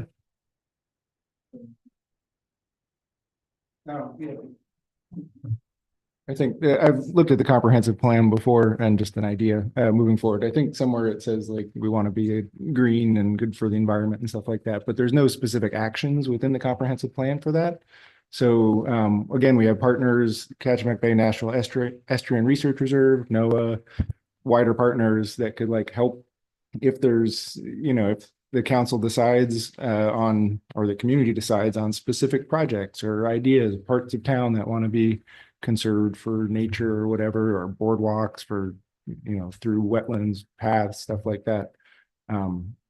That's not articulated in the comprehensive plan at this point. So it might be a good thing for an amendment. And that also helps people like me find funding sources for those. Yeah, that's a great point. Yeah, I mean, I think if we just take the time to dive back in, we're going to find a lot of things that we as a group will be like, oh boy, yeah, we definitely want to change this, or certain aspects or elements that might not even be relevant at this point to the direction we're going here. But certainly, it's going to help us think about opportunities in the future. So, I would like to point out 2 things that are not necessarily incorporated in the plan when I was doing a review recently, was climate change, because that's been more on the forefront lately. So having that climate action and resiliency plan incorporated would be helpful, as well as our maintenance of existing facilities and infrastructure, which is mind-boggling because that's such a huge priority. But if you look at that Alaska Planning Commission handbook, and then you look at how other plans are built, you know, it's the overarching plan, which you have, but then you work with people like NOAA or AML or these other agencies, and you develop the plan, the more specific plans, the transportation plans, the housing assessment needs, the climate action resiliency plans, and you build them in. And you don't have to do it all at once, but that's where you get your action, right? Sure. Because the plan Sure. doesn't have a lot of action in it, and it has some bullet items of action items, but Paul's right. There are some missing components on how to actually implement those things, and you guys, as a city council, can build that up. It's a great opportunity by incorporating these other plans into it. Could be a whole chapter on deferred maintenance in there. Absolutely. Well, that's our What that CIP, does to a right? city, kills it. So, all right, no, that's fantastic. A lot of good ideas thrown around here tonight on that. So we've got a few bullets to add to these, but generally, I think we're on the right path here to keep moving forward for our 2025 priorities here. With obviously only a couple weeks left in the year, so time to get this and get it moving. So. Anything else before we close out on that one? Let's see. What do we need to do here? This is a resolution. So, Unless you want to move this to a future work session, we can do that. Or else, if you guys feel comfortable with the discussion this evening, you want to implement the suggested removals and inclusions, and then the bullet points, as Councilmember Keithley pointed out, under number 2 for NOAA and SPT project collaboration, housing would be updated to identify the city's priorities for housing, or with housing, or it could even just be a housing assessment, housing How about needs we- assessment. how about we do this, because that's going to get messy. Do we have one more meeting in December or no? Well, we can bring this back in Okay. January. Why don't we clean that up with all these changes? That way we have the verbiage and everything, and bring it back at the first meeting in 23 and 25. And then then I think we just have something clean to work off of here. Thank you, Mr. Mayor. And if I could suggest that if anybody else has any ideas that come to them in that time, let me know, and I can make a note of it for that discussion. Okay. Yep. No, that sounds good. Do you want a motion to postpone this to the next meeting? Yeah, let's go ahead and look for a motion to postpone this to the next council meeting. Who wants to offer that up? Ashley? I'll make a motion to postpone resolution 25-27 to the first meeting in 2025. Okay, do we have a second? I'll second. Okay, we have a motion by Keithley to postpone resolution 25-27 to the first meeting of 2025, with a second by Barber. Any further discussion on resolution 25-27 before we vote? Okay, hearing none, we'll go ahead and vote on the motion to approve resolution 25-27. All those in favor: Keithley, Aye. Barber, Aye. Rojas, Aye. Kennedy, Aye. and Peyton. Aye. Okay, motion passes with 5 in the affirmative and 1 absent. Thank you guys for the discussion on that, and we'll look forward to seeing that again when it comes back in 2025. Takes us down to the city manager's report. Thank you, Mr. Mayor. This is in the laydown. Clerk Diamond did point out that it is larger than normal, so I apologize for that. I'll just take you guys through the beginning newer items. The first being that we had a phone call today and found out that the city of Seldovia was awarded 2 grant projects with Aqua for the FY 2027 grant period. We submitted 3 projects and received 2 of the 3. They said they would have loved to fund the third, but there was a issue with budget and with funds availability. However, they did give us a line on some other other entities that we could work with for funding that last project. So those first two projects that were funded were the Main Street Seldovia stormwater infrastructure improvements for $249,979.03. And then the Seldovia Stormwater Infrastructure Improvements Project for $232,967.52. Main Street includes, as we've discussed before, implementing a new inlet over by the pavilion, and then moving the inlet that is by the corner, by the Seldovia liquor store and that boat ramp. It's not in its low point. So it would include those two, as well as, oh, no, sorry, that's in the next one. And the next project is stormwater infrastructure improvements. And that is new culverts and design for Frank Raby and Vista Avenue, as well as a pickup broom for street sweeping, an attachment that would attach to the loader so that we could do, potentially, we would have to work with DOT, more frequent street sweeping and help keep those inlets clean. Just a little help with maintenance. One thing that's become glaringly obvious in these discussions about stormwater management and sewer projects and things that are going on is the importance and priority of vac truck. So I know in the CIP it's still listed as a number 2, but I just wanted to point that out, that it's quickly climbing the list, and then how important that would be to have that piece of equipment, especially if it had a jetter attached, so that we could continue to maintain our stormwater system. Some of it, we believe, is state. We're still trying to figure that out in discussion with DOT, which parts of the infrastructure are state and which are city, and what the responsibilities are. Sounds like about 8 or 9 years ago, they did bring equipment over and do it. They did a whole clean out of all the systems in the city. And I talked to Tyler about hopefully getting on the list to do that again in the future.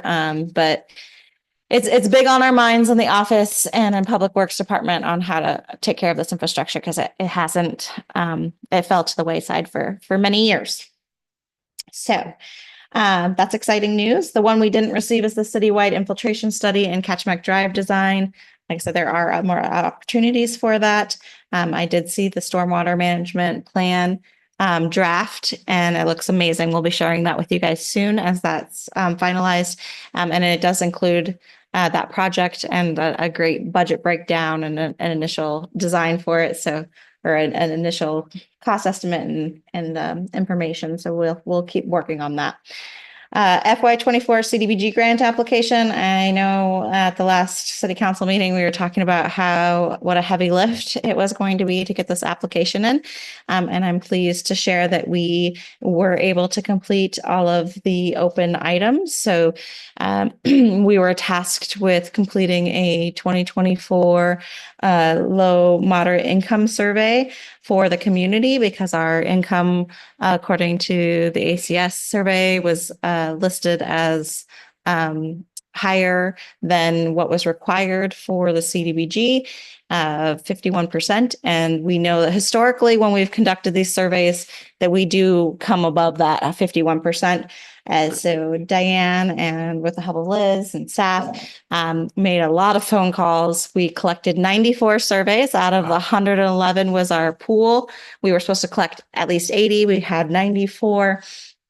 Out of those 94, 98 people, because it goes by people, surveys collected, and then people according to those surveys, were determined to be low or moderate income. And that brought the determined total percentage of low LMI residents in the city of Seldovia to 54.69%, above the mark for the grant. So we were able to send that off on December 2nd, and the grant was received by before the December 6th deadline in the Fairbanks office. And we just have fingers crossed that we will hear good news. This was for the project for the Energy Improvements Fuel Retail and Distribution Facility. So replacing the roof on the Seldovia Fuel and Lube building. As an aside, I did have a chance to speak with Robert Chambers with the USDA about other potential funding opportunities and project applicability for the federal appropriation. If you remember last year, we submitted this to Senator Murkowski's office. It did go to committee and then it didn't make it further, but one of those requirements is that it has to have a sign off from the USDA. So when we submit the rest of the project to Senator Murkowski's office this spring, it's really important that the USDA is aware. Robert Chambers is our guy. I was really happy to be able to make that connection again, bring it back to his forefront. He said, send me an email, let's talk. And so we'll keep moving forward on that. Raw water transmission line replacement project update. I did hear back from the EPA that the project is in the environmental review phase, and there's an anticipated award date for the funding in January 2025.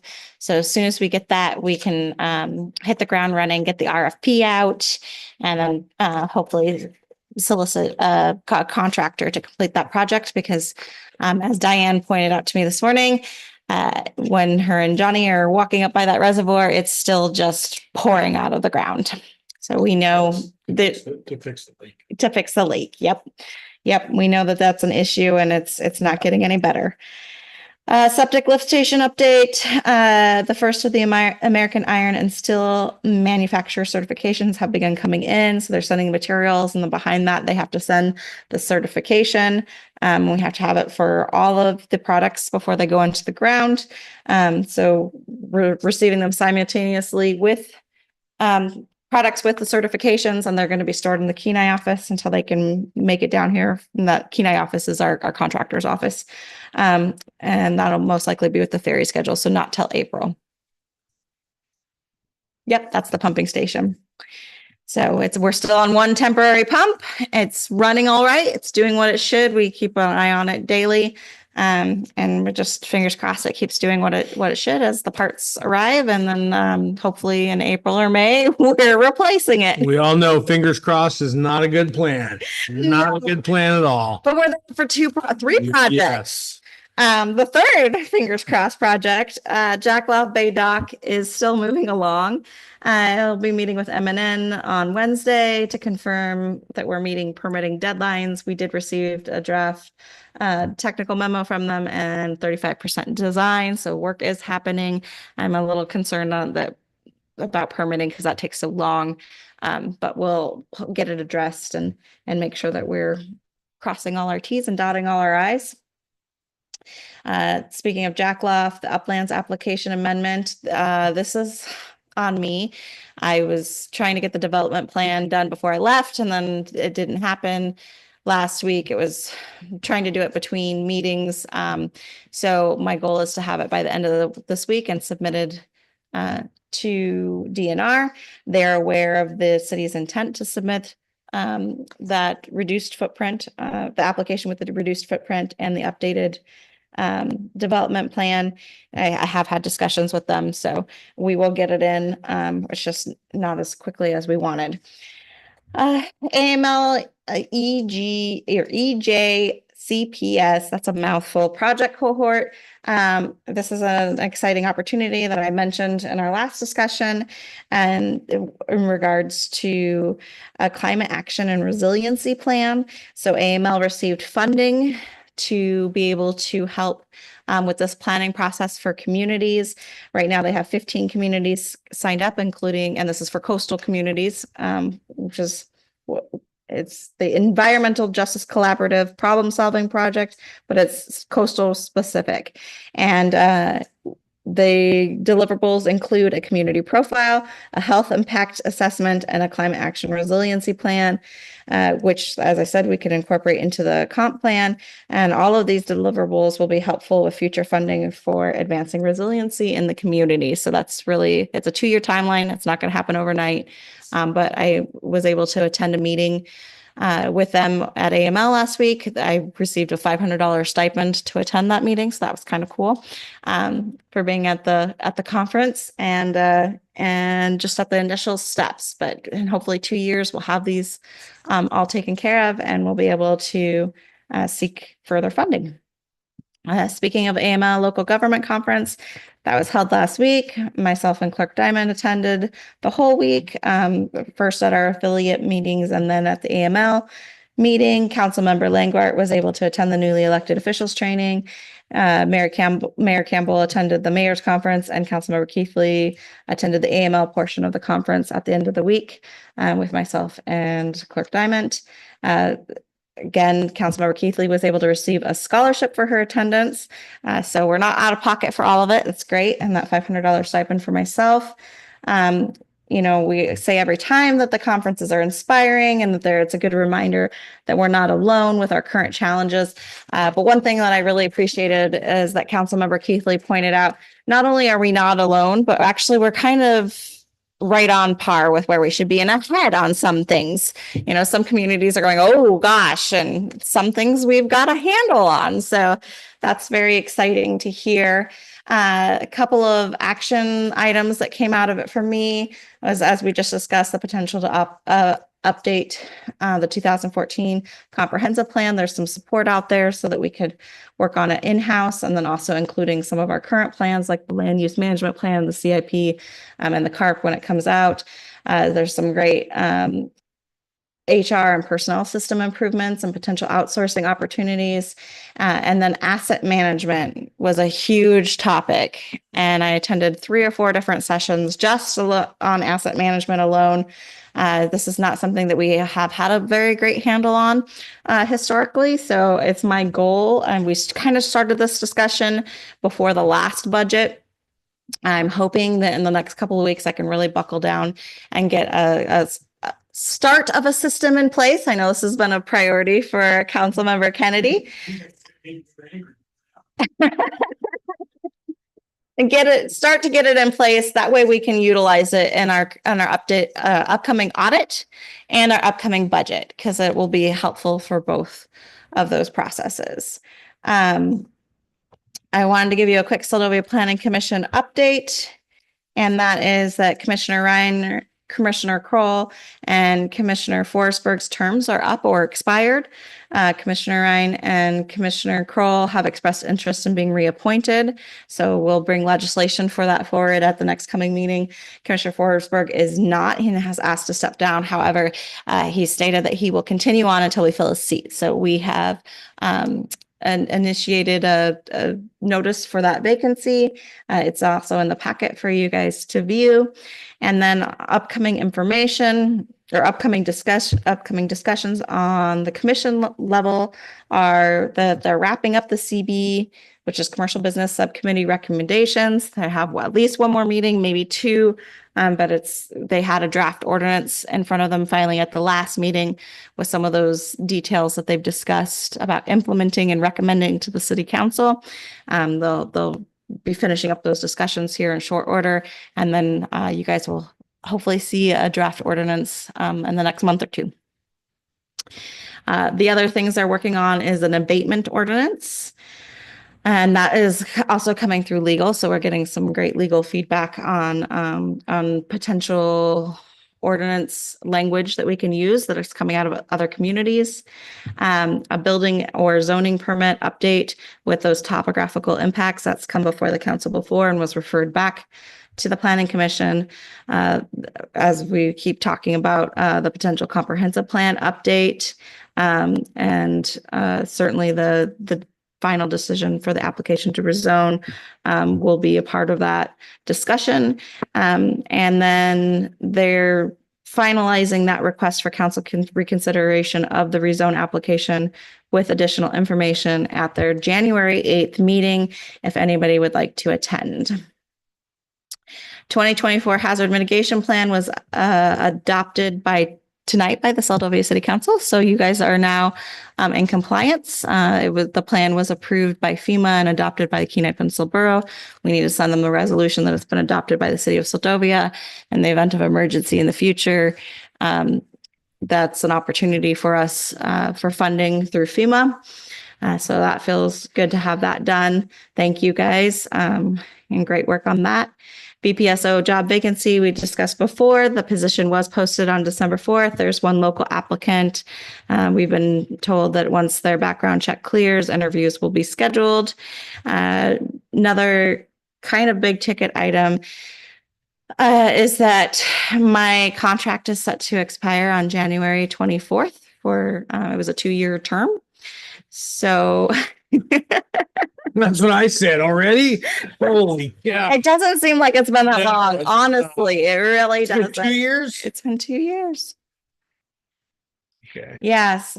So with that in mind, we should schedule a performance review and talk about contract renewal. I would like to state my intent that I would like to I would like to have my contract renewed if that's the desire of the council, and have that discussion.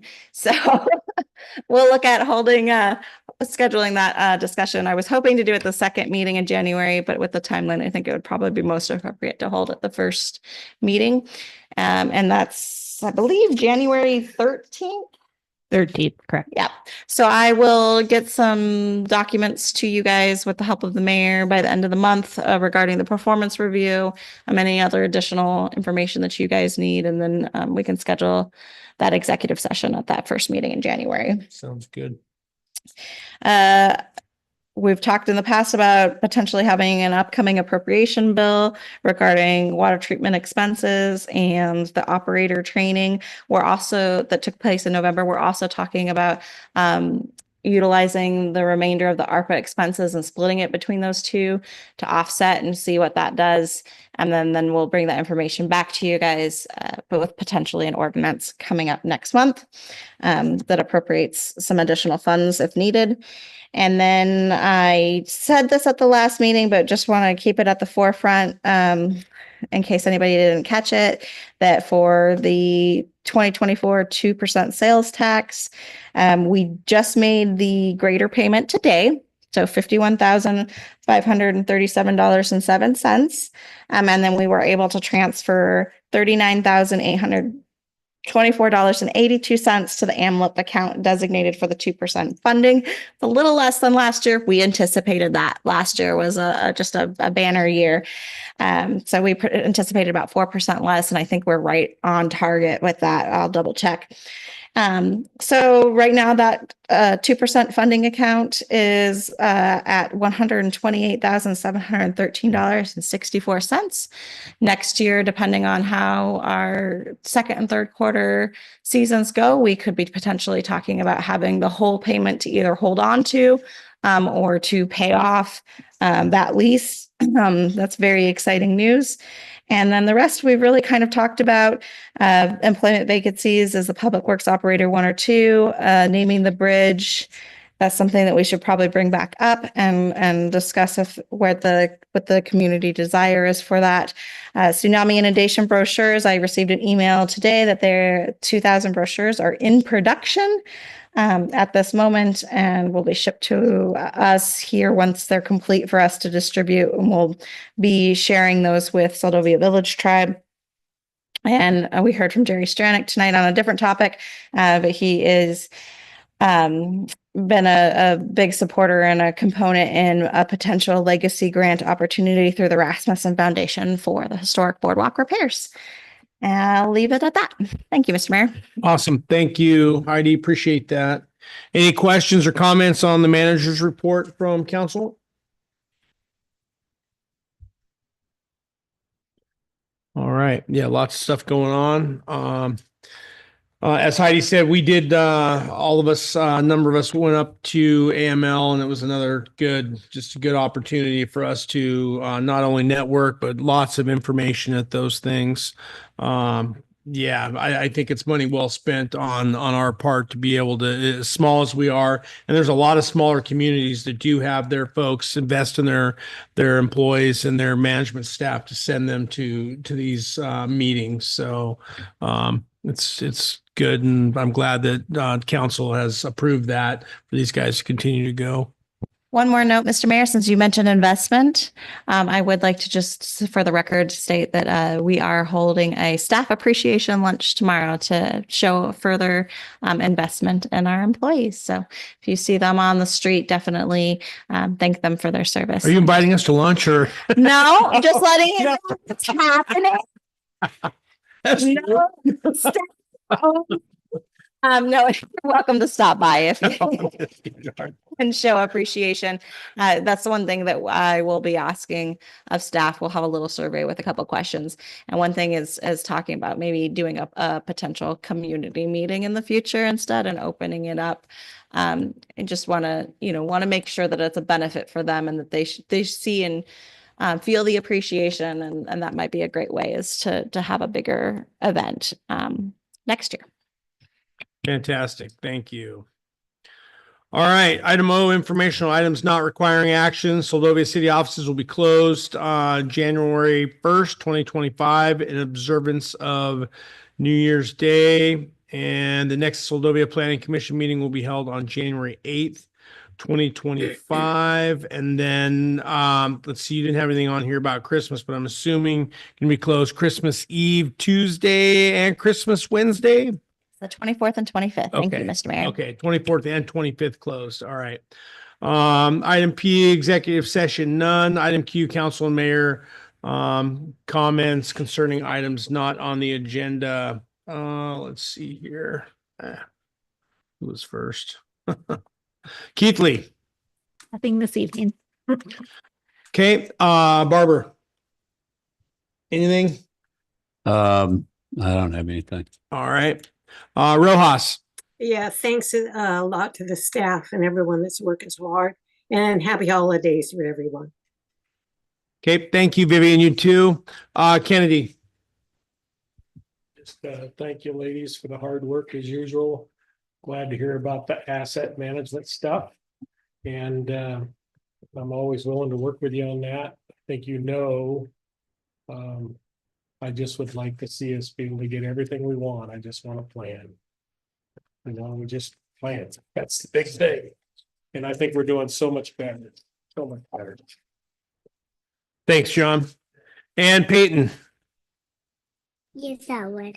Yeah, you're incredible, Heidi. I always love hearing your report. You do just so much. Really appreciate you. Thanks, Paul, for coming and participating and staying through the entire meeting and having so much wonderful input. Merry Christmas, you guys.